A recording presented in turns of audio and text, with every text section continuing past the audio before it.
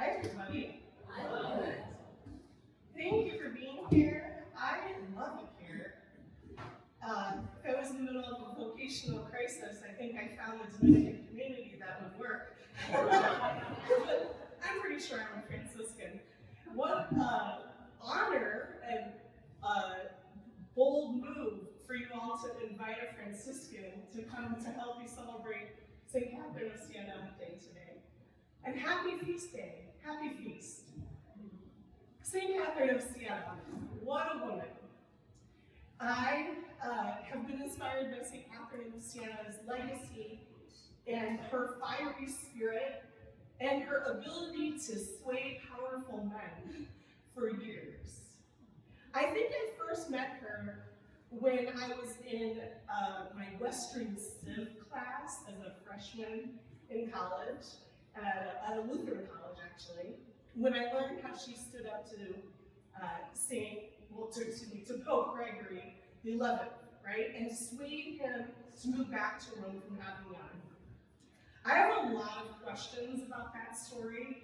I have a lot of questions about that time in history. But the question I would like to ask her, of course, is how did she do that? How did she sway him? Yet everything I learned about St. Catherine of Siena really blows me away. Here's something I'd like to center for us this afternoon, right now. St. Catherine's life is a message of God's love. In one of her letters, St. Catherine instructs, reflect that God requires nothing else of us except that we show our neighbors the love we have for God. That's some pretty simple advice for those of us who are searching for our purpose. And even though some people are in the middle of their careers, I suspect we are all searching for our purpose. Here's what I want to make clear. Like St. Catherine, each of you can make your life into a message of God's love as well. The human heart is always drawn by love, St. Catherine wrote. And Scripture tells us again and again that to know love is to know God. Beloved, if God so loved us, we must also love one another. We have come to know and to believe in the love that God has for us. God is love, and whoever remains in love remains in God, and God in them. Dear ones, you are loved. You are loved by God and many. Heck, I just met some of you, but I love you. I love you. I care deeply about your well-being, and I'm interested in you and in your stories. I've been asked to speak, so I am, but I would also really enjoy the chance to listen to each of you. Because to listen to you would be a way to get to know you, and to know you is to love you. That is the nature of love. St. Catherine really knew and understood the nature of love. You're probably quite familiar with her passages from the dialogues. I had to do some homework to prepare. But please permit me to read one section now that I was especially moved by. In your nature, eternal Godhead, I shall come to know my nature. And what is my nature? Boundless love. It is fire, because you are nothing but a fire of love. And you have given humankind a share in this nature. For by the fire of love you created us. O eternal Trinity, my sweet love, you light, give us light. You wisdom, give us wisdom. You supreme strength, strengthen us. Today, eternal God, let our cloud be dissipated so that we may perfectly know and follow your truth in truth. And with a free and simple heart, God, come to our assistance. Lord, make haste to help us. Amen. St. Catherine understood she could come to know herself and her purpose by getting to know God, by reflecting God's love to others. And so can we. Love transforms one into what one loves, she wrote. You're also privileged to be at a Dominican school, which many people think is about truth, right? The Dominican and preaching the truth. That's the charism. But the truth that you get to preach is love, goodness, joy, peace. What a great message to send out to the world. St. Catherine had 24 siblings. I only have 3, yet I have 21 cousins on my mother's side of the family. So, okay. And I have many fond memories running around the hilly farmland of Northeast Iowa with my cousins and siblings. The farm that I grew up on was tucked into a hollow between some hills. At the edge of our yard, there were a couple apple trees that gave us more fruit than we could manage every year. I have so many fond memories around these apple trees, climbing them, praying in a tire swing, or that's when my aunt taught me to pray one time when I was a real toddler. I remember my big brother throwing rotten apples at me. But the image I'd like to uplift for you, the scene I'd like to tell you about today, is what it was like to make applesauce with my family. So we would take 5-gallon buckets and fill them with these apples, and then there would be so many of those buckets we would have to load them into the trunk and into the back seat of the car. And we would drive over to my grandma's house, who had built a kitchen for canning and preserving food in her basement. So I'd be in the basement with my siblings, my cousins, my aunts, my grandma, and it was usually a whole Saturday project for us to make applesauce. We'd all have our roles. Some people would peel the apples, clean the apples. I remember Grandma standing at the big pot where the apples would be boiling and the steam rolling over, right? And my grandma and my aunt and my mom just telling stories and chatting, and there was laughter and there was joy. And my grandma had the coolest applesauce machine. I don't know if you've ever seen anything like this, if you're familiar, but basically once those apples were soft enough, then we would put them in this countertop contraption that those of us younger folks would fight about the chance to all have the role to stand at this contraption where the apples would go in, and then we would turn the crank, and out one end would come the peelings and the core, and then out another end, and out the spout would come this fresh, warm, hot applesauce. It was so cool. And my aunt at Cora, I remember her taking red hot, those cinnamon candies, and sprinkling them right into that fresh, hot applesauce as it was coming. And then there was more to do. We would have to keep changing that bowl and put it into the containers. We would freeze the applesauce through the winter, and that would sustain and feed us. Making applesauce is a pretty messy situation. It takes cooperation. Everyone's got to do their job. It can't be about you and your ego, right? It's a project that requires communication, it requires work, and it ultimately is about the greater good. I don't really know any rich applesauce people, creators, or applesauce influencers on the internet that really make it hard, because it's also sort of a humble, simple craft, right? But it's really important. It's really important. So here's now. In this part of the world, it's a common fruit. Last summer, I had the phenomenal privilege of traveling to Uganda, a whole other story. But when I was in Uganda, one of the people I was with asked me if I liked apples. And I thought, well, then, of course, what an ordinary question. And I didn't realize that it was because it's an imported fruit in Uganda. And it was that they were asking someone who was at the market to pay for this apple for me, so they could then serve it at a meal later.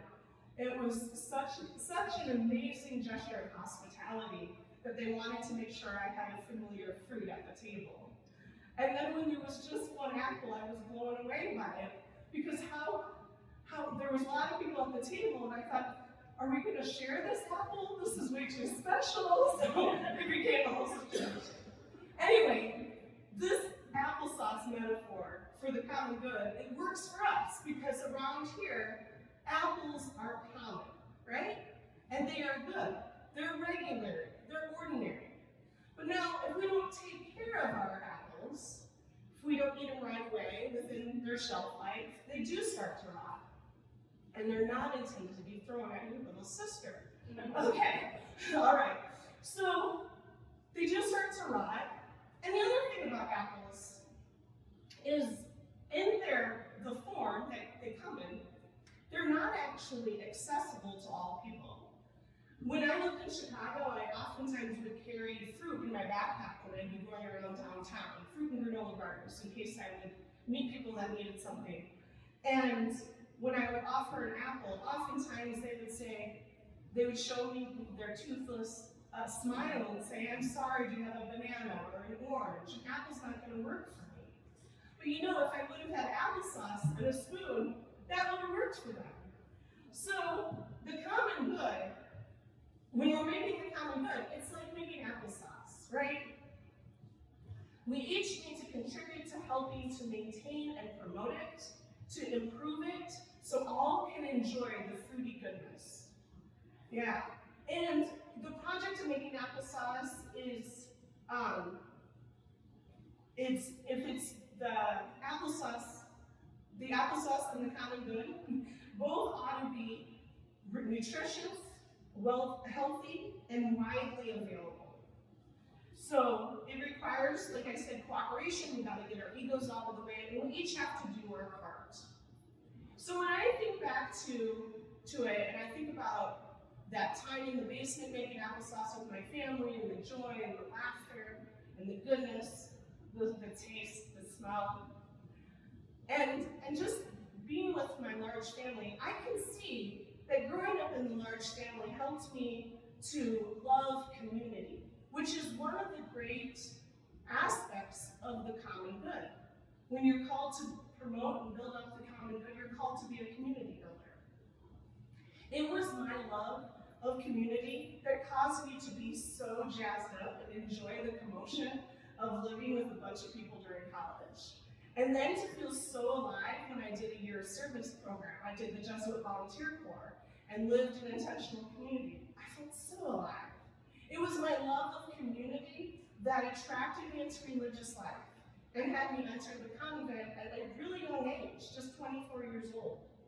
And I can see how the love of community also influenced many of my ministry choices, including starting that Bestie Jesus Business blog and podcast. So I'll say more about that in a little bit. Little by little, and with a lot of love and faith and hope, I found a way to promote the common good and to help make the world a better place. Each of us are called to make the world a better place. As a college student, I realized I wanted to live a life centered on community, prayer, and service. And these three things became my formula, my desire for making the world better. You may not be St. Catherine of Siena or a Franciscan sister like me, but each of you has a part to play in helping the world be a better place. And when I say, make the world a better place, I'm not just repeating a slogan for do-gooders. Oh no. Making the world a better place is more than the idealist's goal. Making the world a better place is greater than an altruist attitude. Making the world a better place is everyone's path. That's right, when I say make the world a better place, I'm referring to human responsibility and to Christian duty. In the encyclical Laudato Si, Pope Francis had words for us about the common good, connecting it to integral ecology, solidarity with the poor, and concern for future generations. Permit me to read from his text. Underlying the principle of the common good is respect for the human person as such, endowed with basic and inalienable rights, ordered to his or her integral development. It has also to do with the overall welfare of society and the development of a variety of intermediate groups, applying the principle of subsidiarity. Outstanding among those groups is the family as the basic cell of society. Finally, the common good calls for social peace, the stability and security provided by a certain order, which cannot be achieved without particular concern for distributive justice. Whenever this is violated, violence always ensues. Society as a whole, and the state in particular, are obliged to defend and promote the common good. Ooh, I mean it. So, these Catholic teachings are insisting, of course, that we make the world a better place. And making the world a better place is bigger than a religious mission. The Universal Declaration of Human Rights proclaims that all human beings are born free and equal in dignity and rights. And it is our job to make sure that is so. When I say make the world a better place, I am saying that things are meant to be better, right? We all are saying that. We're saying that they're meant to be much better, that the current situation is not okay. We are naming that we are far from where God wants things to be, far from seeing the peace and the justice that Christ established really flourishing. I'm a little reluctant to offer a sad litany of the hardships and injustices impacting humanity and the environment at this time. Yet, if we are pondering how we might make the world a better place, it is important to situate ourselves accurately in our context and name what is wrong. We know climate change is serious, that species are disappearing, that pollution of air, water, and soil is disrespecting God's good creation. The COVID pandemic taught us a lot about how vulnerable we are. And school shootings have broken our hearts, made us frightened. The murders of people like George Floyd have stirred up distrust of law enforcement, made evident how racism is still harming everyone. Most of the time, we forget that Jesus repeatedly told us to be not afraid, and that God designed us for each other. We need each other, yet we are taught to divide, and the polarization is worse than problematic.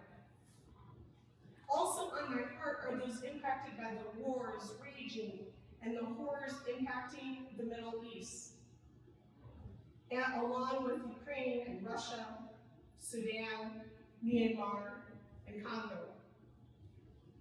Personally, I don't agree, and maybe I could say with the body of the church, I do not agree with any argument for war today, when technology is now advanced enough to cause mass executions without personal contact. Over 40,000 people have died in these senseless wars since January of this year, and each death from violence is a sin, a stain on all of us. We all are guilty. God have mercy on us. The gospel insists we are meant to offer love, welcome, and shelter to strangers and neighbors. Yet the ICE raids, detentions, deportations, and murders continue. The Bible tells us to unite into one, that God made us to be one. Yet we bicker about problems and solutions. We have made political parties our idols and allowed them to feed us heresy. It seems we prefer to worship influencers more than go to church and love our neighbors. I'd rather proclaim the gospel and worship Jesus. Amen. Who's with me? Amen. So, if the world were the way that God intended, then every war would end. People would cooperate and reconstruct peaceful and just societies, where species, soil, and every child would thrive. This is the mission of bringing heaven to earth, to seeing the world and one another as sacred. And this is more than a dream. This is the common good. This is the common good. The prize apple, okay? That God wants us all to enjoy, to savor, like that nutritious applesauce. There is nothing we can desire or want that we do not find in God, St. Catherine said. So to start the job of making the world a better place, one must know the world. One must know and understand the reality of what state the world is in, what has caused the world to be this way, and how the state of the world is impacting others. Who is suffering and who benefits from the current systems? Yes, the call is to study well, to keep learning. And this means allowing yourself the grace to unlearn and relearn. The aim is to know and love the truth. Please remember that the truth is a name for God, and honor the truth as such. Do I sound like a Dominican? Yes. Okay, so seriously, mark it down. The first step in mission is to make the world a better place, is to truly know the truth of the state of the world, not just what they're saying, okay? Know the history, the current reality, and the multiple perspectives that people have about this sacred world, not just the ones you like to hear. Let the love of God inform you, and try to take in a long-range view of the state of the world before you analyze, assess, or make conclusions about what's causing all the problems, or what's going well. Love, love, love the world, and see the good. The next part is to know yourself as part of the world. One of my earliest memories in life was on that farm that I told you about. I think I was 3 or 4 years old. I was just learning about how large and diverse the world was. Somehow I picked that up. I picked up that there were several languages. I remember I was playing in the yard, and I was pondering the blades of grass, how a kid does. and I was thinking about how there was all these languages in the world, and I wondered if anybody could speak them all. And I realized that God knew every language. And I realized God was amazing, and I got so excited, I ran to the house to tell the good news. Right there. Parker Palmer says in his book, Let Your Life Speak, that if you want to know who you truly are, contemplate your earliest memories of life, and notice there all the images and symbols and what it says about who you are. So we hear right in that story that I love the world and its diversity and its beauty, and I was in awe of God from an early age, right? And I was eager to tell the good news. I'm so thankful for the opportunity to tell you all the good news today.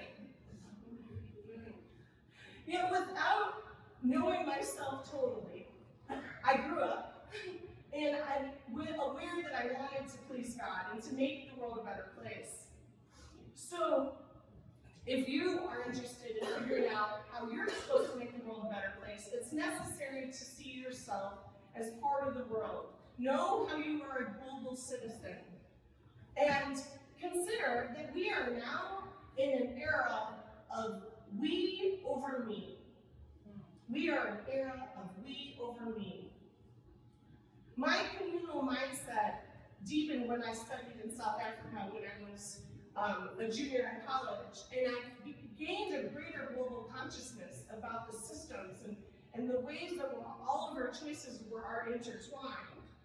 And I came back to where I was studying Loras College in Dominican, and I remember I was eating cereal one day, and I had a bit of a panic attack because I started thinking, wait a minute, how were the cereal manufacturers treated? Did they get a living wage? How did the plastic bag get made? What about the ink on the cereal box? Was the soil polluted? Were the oats grew right? And the whole thing. And it just became a bit of an intense experience to have that global conscissness awaken in me. But that type of consciousness is something that can become a power for you, a strength for you, when you're seeking to know how you are meant to make the world better. It is not an exaggeration to say that the choices you are making here in Columbus are having an impact on people and species on the other side of the equator or across the world. When you drink coffee, when you eat chocolate, you are impacting the daily livelihood of a family thousands of miles away. When you use your cell phone or your computer, you are using precious metals and resources that have their origins from all over the planet. How you eat, where you shop, where you go, what you do online, all of this has an impact on others. Considering the state of the society right now, no one can afford to be selfish, to only care about themselves. Again, Laudato Si, Pope Francis. He warns us about the danger of putting ourselves before others. He said, "Men and women of our postmodern world run the risk of rampant individualism, and many problems of society are connected with today's self-centered culture of instant gratification." And I'd like to add that our collective idolatry of social influencers, reality TV stars, and war heroes doesn't help either.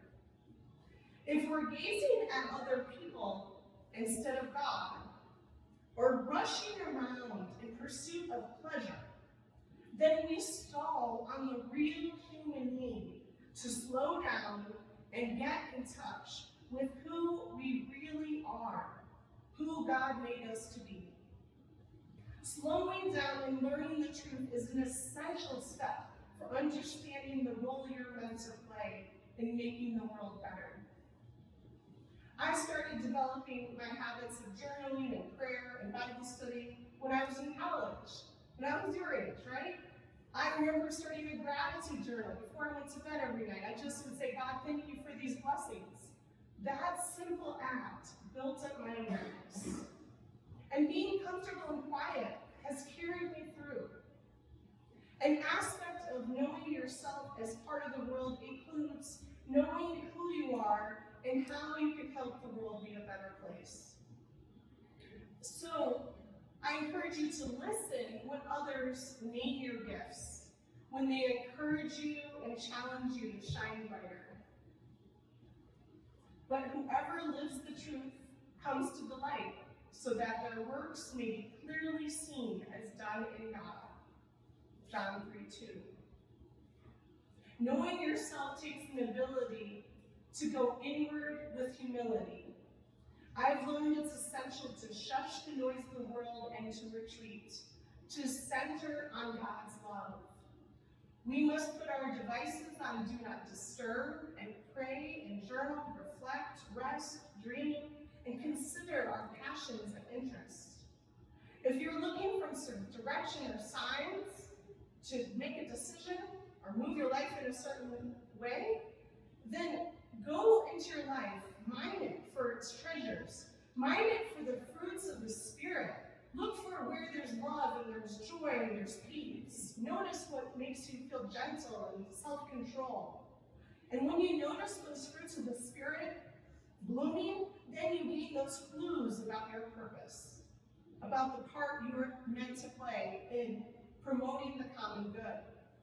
What I'm saying is, Find what brings you joy, and you'll have found a message about why God made you. The place God calls you to is the place where your deep gladness and the world's deep hunger meet.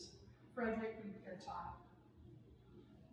I don't know, those of you that are under 25 in the room, if you all remember what the world was like in the early 2000s, but I'm going to wager a guess that you were watching Dora the Explorer and learning to read, so please bear with me as I try to describe what it was like for me to be a young adult and a Franciscan sister during the era when you were still developing your consciousness or coordination.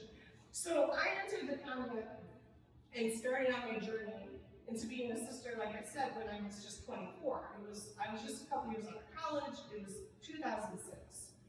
And during college, I had discovered that I liked to write, but I still was uncertain that I really had any ability or anything to say. I also discovered my passion for the gospel and for social justice. Within a year of sharing the life with the sisters, though, I started to share my writing with them. And to my surprise, they encouraged me to keep writing, and they encouraged me to publish my writing. Along the way, one sister suggested that I start a blog. Now, I was reluctant because I was busy, had a lot going on. I thought, I can't maintain a blog. And so I had to discern it. I did the things one does to make a proper decision. I didn't act impulsively, right? I made a pros and cons list. I listened to people. I talked to them. I shared my ideas. I had a brainstorm session with some people about how it could work. And Sister Sarah convinced me that I could do it if it wasn't, a personality blog. It was a community blog, and there would always be guest bloggers. And I thought, okay, now that's something I can sign up for. She was speaking my love language when she started talking about community, right? So eventually, we did start our Messy Jesus business. Some folks wonder why the name Messy Jesus business. How did that come to me? I was teaching high school, inner city in Chicago at the time, and which is a hoot considering I'm a farm girl from Iowa. But anyway, that's another story. And I just remember feeling in those early days of being a sister and the early days of teaching, how one of the things I struggled with was this image of who I was supposed to be versus who I really was. I got really frustrated that my desk was never tidy, and I would think about all those picture-perfect teachers who had orderly classrooms, and always felt frustrated with myself. And I was praying about that. I was praying about how St. Francis really taught us that if we want to follow God, be a disciple of Jesus, the best way to do it is to be upside down and walk on your hands, right? See the whole world from a different way. But okay, so I need to be comfortable with things being a little bit upset. And I did this brainstorming list of titles, and then with my friend Jane, our communications director for my community, and then I had a dream, and I called her, and I said, I think it's supposed to be called Messy Jesus Business. I was so sure God had whispered this to me in my dreams. And she said, well, yeah, it's on the brainstorm list like 5 times, so I think we got our answer. So I hosted Messy Jesus Business blog and podcast for 15 years. And it was a great labor of love and a lot of fun. And through it, I got to know a lot of amazing people and amplify a lot of voices.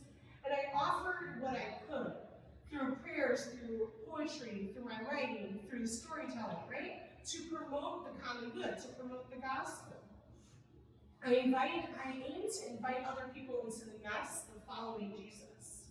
And I knew that hosting this little corner on the internet, very humble little corner on the internet, was not meant to be the only way I served God in the church, right? So I was doing a lot of other things too. All with the hope that I was letting people know God's love, and I was helping the world be a better place. To tell you the truth, I had to struggle a lot against the temptation to compare myself to successful internet evangelists and intentionally choose to remain small again and again and again. Because the world is always putting, well, the internet's putting images of other famous and successful people in front of us all the time, aren't they? And then we can so easily fall into that compare and despair. Human, that's horrible, the devil's greatest device. Compare. Oh, so we have to say no to that stuff, right? And one of the things I realized along the way is that I didn't really like it anymore. It wasn't fun, it wasn't my passion. And even though it was becoming more popular, the stats were getting better, more people were reading it, I would go to all over the country and people would say, oh my word, I love Messy Jesus Business. And it's nice to meet you, right? So I was feeling this awkwardness with this internet success, but I was also not finding that it was what was giving me joy. It was instead becoming stressful. It wasn't fitting me anymore. And so even though there's an audience and a platform there now and it's doing fine, I've actually discerned it's time for me to let Messy Jesus Business go. And last fall, I had my last podcast interview, my last show on the podcast, and I'm currently in the state of trying to find a Catholic media company that's willing to just receive it from me as a gift. So if you find one who might have the capacity, I'm crowdsourcing. Okay? So obviously this is hard, right? To build something up that's really good and then choose to surrender it and give it away. But that's actually a lot of how life works when you're giving your life to God. When you're focused on God's love, the gospel, the common good, and not yourself, then it's a constant dance of surrender, of give and take, of, oh, it's time for this, not anymore, right? And I believe that for me, it's partly the reason getting to this phase is the result of maturation in my vocation. So now, more than when I started on my journey as a Franciscan sister, I feel clear. What a grace. I feel more clear about what is and isn't helpful in my desire to grow in my commitment to God's love, to sharing God's love, and being God's love. I feel more pulled into the background and would rather do gospel-centered, servant leadership and help behind the scenes and so I would feel weird being in front of you all right now. But this is fine, it's fine. And so the thing is, as I'm trying to simplify and quiet my life more, and enjoy more quiet, I'm discovering that liberation and justice is found in the embrace of truth. I believe that. Liberation and justice is found in the embrace of truth. And again, that's with a capital T, right? That is the embrace of God, the embrace of love, the embrace of mercy. The truth of who God is and how we are vessels of God's love, made to pour out ourselves for the goodness of others and for God's glory. So, the aim, this third step, I would say, make the world a better place, know how we are part of the world, and then next, the last step in coming to know the part we play in building of the common good is offering your authenticity, actually, offering who you are, authenticity in service of God's glory. I can't go by without saying St. Catherine's most famous quote, right? Maybe we should say it together. Be who you are to be, and you will light the world on fire. Be who God meant you to be, and you will set the world on fire. Right? Yeah. And so we know she said this. And we know we are each given a mission to discover who God created us to be. That mission is just as important as the mission of loving our neighbors and loving God. Being ourselves, being authentic. Right? We can transform and make the world a better place through the gift of our authenticity. I hoped and prayed that through the work of hosting Messy Jesus Business and then publishing my memoir, my vocation story, Full of the Broken Body, that Jesus would be at the center. Yet others might have misunderstood, rejected, judged me, had their, people think what they think, and you can't do anything about that. And I also had to wrestle with the fact that people were trying to make me into something I wasn't. And saying, oh, you should really try to get on this TV show, or get so-and-so to review your book, or blurb it, or, and there's like all this. Or, actually, I'm very embarrassed with the look of Messy Jesus Business website right now. We're in the middle of changing it as we close it down situation, because we'll have it more of as an archive to hang on the internet. But right now, my face is all over the place on the page because a web designer talked me into that being important. It's not important. I wanted Jesus' face all over the thing, and he said, that's not going to attract anybody. Why not? It's an attractive guy. Anyway, so I had to shirk away from those suggestions, right? That I use these things that I made as a way to promote myself and a way to promote my work and promote my success. And I even had to let go of the idea of success. Success is not in the Bible. Success is not a biblical concept. And in fact, I would like to say that failure is demonstrated to us on the cross as one of the most provocative ways that we love our neighbors. So, as I matured in my vocation and in my identity as a sister, I realized that the best thing I could give the internet, my community, the best thing I could give God is myself. And this is true for each of us. All people are born as originals, but many die as photocopies. St. Carlo Acuti said. I have gradually grown to accept that I'm a storyteller more than I'm a scholar. I love scholarship. I admire professors. Thanks, guys, for being here. Thank you. But I recognize that would be me trying to be something I'm not. And that God can use this too. God can use me, the mess I am, the joyfulness, right? So, I had something to say here. In our modern world, where internet algorithms and AI and search engines are seeking to influence our behaviors and beliefs, it becomes an act of resistance to choose love and joy and authenticity over likes and follows. If we are choosing to center God's love today, then we will likely be harmed by the pull.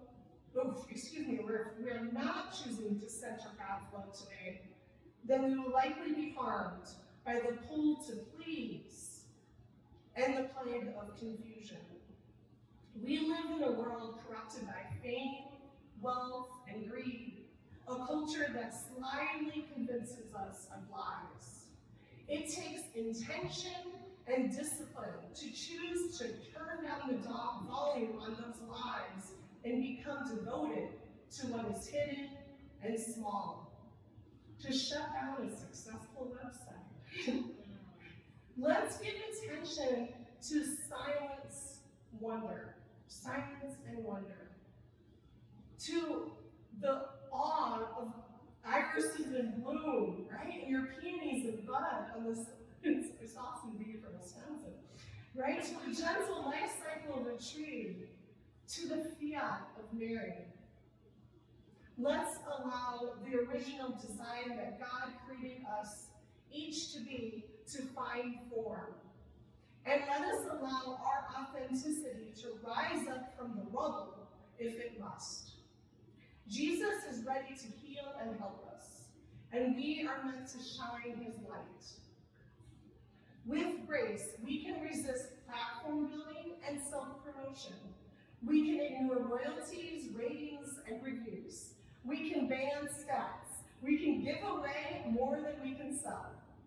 We can trust that the Spirit is receiving our little offers, our surrenders, and along the way we are becoming one small, faithful witness in the crowd. Each time we offer our authenticity to the common good, our life gives God glory. Our Catholic tradition teaches and celebrates that the world was made for the glory of God. And St. Bonaventure explained that God created all things and all people not to increase his glory, but to show it forth and to communicate it. What is glory, though? Renown, praise, worship, the communication of God's goodness. When God is glorified, then all shall know God is the great source, the one who makes us one, the love that defines and refines as fire. Is this what St. Catherine meant when she said that our authenticity would set the world on fire? The Catholic Catechism says that the common good is the sum total of social conditions which allow people, either as groups or as individuals, to reach their fulfillment more fully and more easily. Sounds like authenticity to me. So, to promote the common good, let's lovingly offer our authenticity and give God glory. Let's remember how God's love animates the common good, like St. Catherine did, when she centered God's glory and the needs of others, often letting go of her own comfort for their sake. We know she was a bold and fiery risk-taker. She gave her gumption to what was best for the church when she stood up to Pope Gregory. And we may wonder how to discern the role we are each meant to play to promote the common good. We may wonder how to know our true selves and how we are meant to give God glory. I've told you that it's important to study and know the world, to listen, and respond to the needs around you. Yet the message I want to emphasize the most is love. Love. The source of St. Catherine's boldness and strength was God's love. You, eternal Trinity, are a deep sea, she wrote. The more I enter you, the more I discover, and the more I seek you. Let us allow to know our God as a deep sea of love and be ready to swim to the depths of transformation and humility. Then we'll be making the world a better place and glorifying God. There could be a lot of commotion and mess, much like there was in that steamy applesauce kitchen, yet we're in it together. We're helping each other with this project. Authentic souls who love and work on something good and nutritious for others. Together we can feast and love. Happy Feast Day.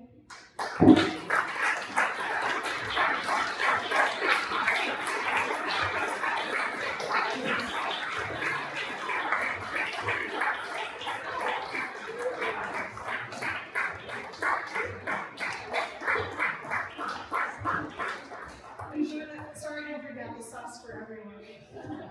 Just a little. And I gave mine away. Oh, see? She sure is not feeling good promoting it. We love it. Thank you. It is daunting. Okay. QR code is accurate. Okay. Thank you. That was really lovely and really refreshing in a lot of ways. But my job is not to say that. My job is to point you to this excellent QR code where you can scan it and fill out a brief survey that helps us with our funding for projects like this. And again, I was just saying, a lot of times we're amazed by your comments to these QR codes. So thank you so much for taking a moment to fill that out. And now I think we have some time for some questions, comments. Yeah, unless they took all the time, I don't know. I don't think so. I think people need to go there. So they're welcome to go there. Figure out on your way out. Yeah. But does anybody have a question or a follow-up comment? Yeah. Questions, thoughts, opinions, complaints, whatever.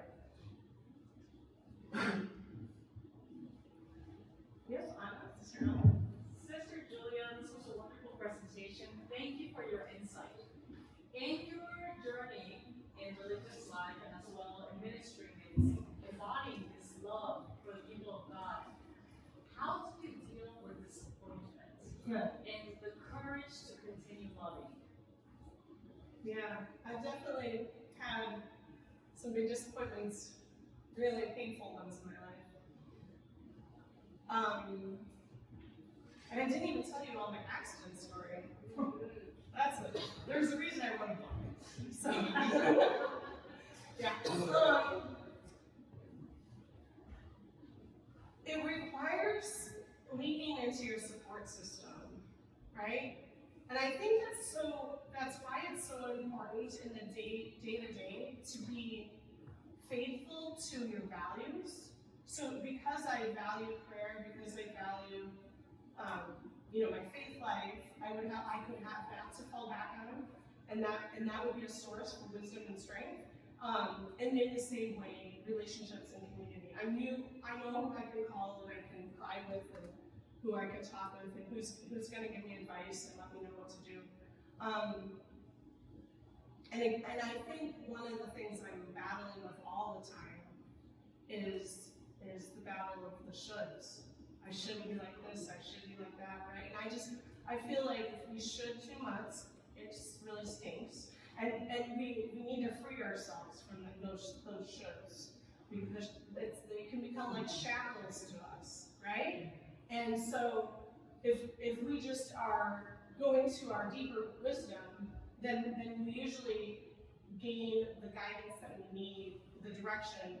I believe that God is speaking to each of us in our souls all the time, and we really need to zero in on that and let that send us forward. So I probably come off as an extroverted person, and yet when I went through a really hard time recently, I knew I needed to take a mini sabbatical. I needed to take some time for extra healing. I was given that privilege and really grateful, and I also did the Ignatian Spiritual Exercises, 30-day retreat, and found that to be incredibly healing also. So I think stepping out of the ordinary rhythms is also one of the ways to gain strength when we're disappointed. Yeah. Mm-hmm.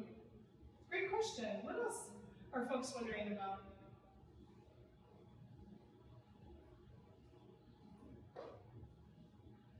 And you don't have to make up a question just to be polite. It's fine. I just thank you again for having me. It's really been a joy. You all are awesome. This is a lovely, lovely campus, lovely community, and I love my first time in Columbus. So thank you.